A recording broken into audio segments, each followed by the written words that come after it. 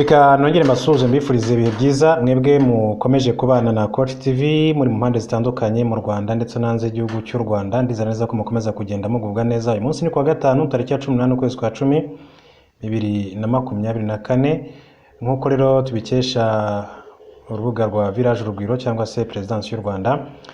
Uyu munsi kuwa gatanu Perezida wa Repubulika y'u Rwanda Paul Kagame akaba yayoboye inama ya minisitiri, ikaba yabereye muri Village Urugwiro, niwe wayiyoboreye. Iyi rero ni iya kabiri ibaye nyuma y'uko hashyizweho guverinoma muri manda nshya. Akaba ari guverinoma rero yashyizweho nyuma y'uko atsindiye manda yindi igomba kuzamugeza muri 2029.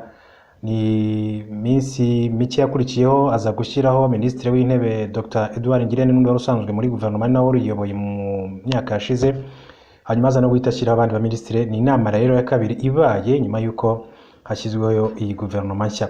Byitezwe ko muri iyi nama haza kuganirwa ku ngingo zitandukanye: ubuzima, ubukungu, kuri politike, ububanyi n'amahanga, birumvikana cyane ku kibazo cya Repubulika y'u Rwanda ndetse na Repubulika ya Demokarasi ya Kongo, aho hamaze iminsi hari ibiganiro bikomeje kuba hagati y'u Rwanda ndetse na Kinshasa biri kubera i Rwanda muri Angola.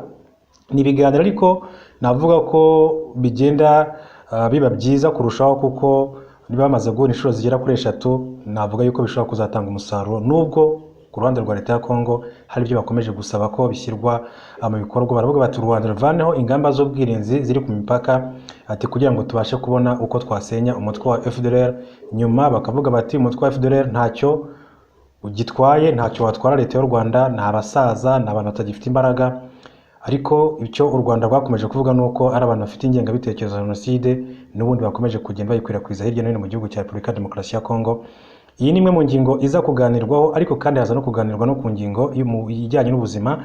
Icyorezo cya Marburg nacyo cyageze mu Rwanda, kiri mu Rwanda, aho bivugwa ko abantu bagera muri 15 cyangwa se barenga bamaze guhasiga ubuzima bazize iyi ndwara. Ariko ni ingamba ki u Rwanda rwafashe mu rwego rwo kwirinda ko iki cyorezo cyakomeza gukwirakwira hirya no hino mu gihugu? Ni ingingo ikomeye cyane iza kuganirwaho kujya n'ubuzima. Gusa ikiriho nuko ishami ry'umuryango w'abibumbye gita ku buzima OMS ryavuze yuko ingamba u Rwanda rwafashe zihagije, ndetse nta mpamvu yo kuba habaho ibijyanye no gufunga imipaka cyangwa se gushyiraho izindi ngamba z'ubwirinzi, kuko u Rwanda rwafashe ingamba zikomeye cyane zituma iki cyorezo kitabasha gukwirakwira hirya no hino mu gihugu. Nayo ni ingingo iza kuganirwaho n'izindi ngingo nyinshi zitandukanye muri siporo. Birumvikana hari ibikorwa biteganyijwe imbere, byose biraza kugarukwaho muri inama iri kubera mu biro by'umukuru w'igihugu cy'u Rwanda Perezida Paul Kagame.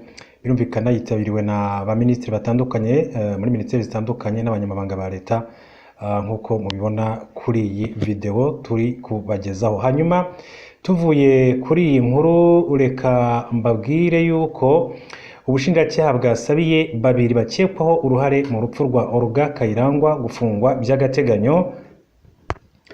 Ubushinjacyaha bwasabye urukiko rw'ibanze rwa Kicukiro gutegeka ko abasore babiri bakekwaho kugira uruhare mu rupfu rw'umukobwa witwa Olga Kayirangwa bikekwa ko yaguye mu rugo rwabo bafungwa iminsi 30 y'agateganyo. Ubushinjacyaha buvuga ko urukiko rwategeka ko bafungwa iminsi 30 y'agateganyo kuko bugikomeje iperereza. Bwagaragaje ko abo basore babiri bavukana bakekwaho kugira uruhare mu rupfu rw'uwo mukobwa ngo kuko yaguye mu rugo rwabo.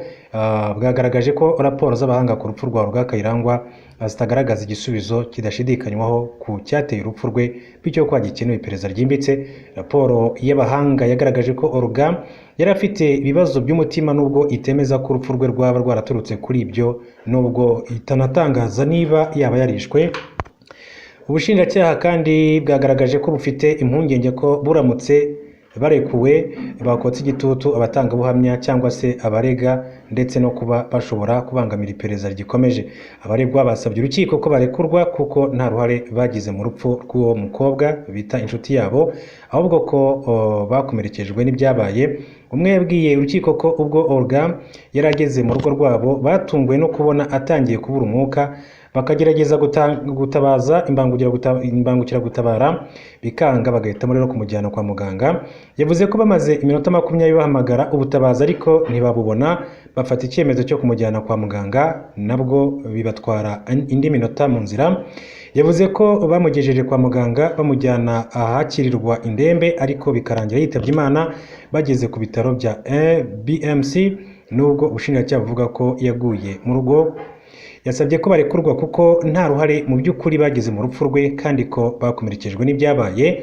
Ati nta ruhare na ruto nagize mu rupfu rwe, icyo nagerageje cyose ati byose kwari ukumufasha kureba ko yagarura umwuka, ariko biranga.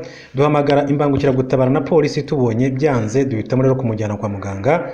Yongeye ati ndasaba gufungurwa kuko nta kintu kigaragaza ko nyakwigendera yishwe.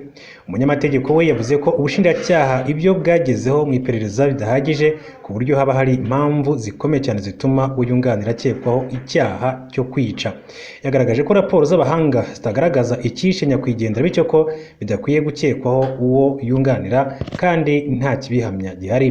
Yongeye kandi gushimangira ko hafashwe n'ibizamini bya DNA kandi nabyo byagaragaje ko uwo mukobwa atari yasambanyijwe.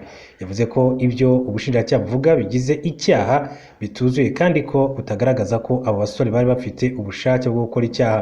Yavuze ko kuba raporo y'abaganga itagaragaza icyishe Olga Kayirangwa bigoye kwemeza ko uwo yunganira yaba yarabigizemo uruhare, bityo ko urukiko rwategeka ko iperereza rikomeza ariko badafunzwe. Yakomeje agira ati uretse Imana yonyine yamuremye izi n'icyo yazize n'icyamwishe, nta wundi wabihamya kuko n'abahanga bagaragaje ko ntacyo bahamya cyamwishe.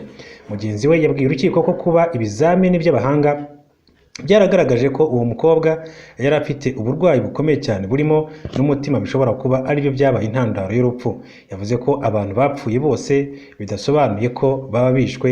Asaba ko abo bunganira bakurikiranwa bari hanze aho gufungwa iminsi 30 yifuzwa n'ubushinjacyaha. Nyuma yo kumva impaka ku mpande zombi, iburanisha ry'urubanza ryapfundikiwe. Icyemezo kizasomwa ku itariki 21 Ukwakira 2024 saa 9. Amakuru y'urupfu rwa Olga Kayirangwa yakwirakwiye cyane mu mpera za Nzeri 2024. Yashyinguwe ku itariki ya 3 Ukwakira 2024, ariko umuryango we wari wasabye ko hakorwa iperereza hakamenyekana intandaro y'urupfu rw'umwana wabo. Iperereza ryatangiye ku itariki 27 Nzeri 2024 ndetse abo basore bakekwaho uruhare muri urwo rupfu bahita batabwa muri yombi kugeza magingo aya ngaya. Mu makuru yandi reka mabwire ko umuyobozi mukuru muri Minisiteri y'Ingabo ushinzwe ubutwererane mpuzamahanga Brigadier General Patrick Karuretwa yahuye n'umuyobozi mukuru w'ingabo za Ethiopia Marshal Berhanu Juro baganira ku guteza imbere ubufatanye hagati y'impande zombi. Brigadier General Karuretwa yagiye muri Ethiopia ku itariki ya 16 Ukwakira 2024 mu nama y'abayobozi b'igisirikare muri Afurika imaze iminsi 3 yaganiriwemo ibibangamiye umutekano w'ubufatanye mu kubikemura. Minisiteri y'Ingabo ku itariki ya 18 Ukwakira yatangaje ko ubwo Brigadier General Karuretwa yahuraga na Marshal Juro yari kumwe na Ambassadeur w'u Rwanda muri Ethiopia Retired Major General Charles Karamba. Minisiteri yagize iti muri uko guhura baganiriye ku bufatanye mu bya gisirikare busanzwe hagati y'impande zombi ndetse n'ahantu hashya bwakwagurirwa. Umubano mu bya gisirikare w'u Rwanda na Ethiopia umaze imyaka irenga 20 aho byifatanya mu guhugura abasirikare. Ubufatanye kandi bwagukiye no muri polisi z'ibihugu byombi.